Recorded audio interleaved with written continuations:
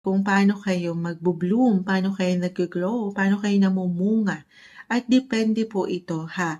Lalo pa kung alam mo sa sarili mo na binigay mo yung best mo, nagpunla ka na, especially nitong mga nakalipas na linggo or unang buwan ng taon ng, alam nyo, ng pundasyon. Nagtanim ka na. Ayan. Ano to? Nagtanim ka na ng ilang palay. Ay, palay. Kasi nakayuko.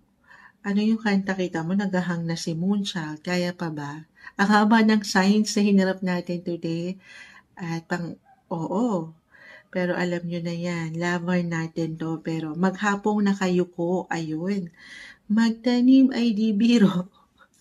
Maghapong nakayuko. O, kita nyo na? Pakita natin sa live. Nagsikap. Naghirap, hindi rin naging madali. Wala namang madali na trabaho. Pero unti-unti, nagbo-bloom, naggo-grow, namumunga.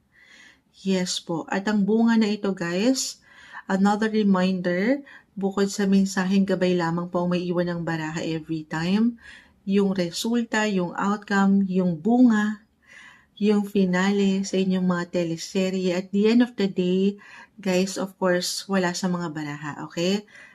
Everything still up to you. Kung paano ka nagsikap, paano mo pinanghawakan ng mga sitwasyon. As long as alam mo sa iyong sarili na pinaangat mo ang iyong kalakasan dito. Claim na natin ngayong March 2026, may paglago. Gaano man kalaki kaliit ito, may paglago.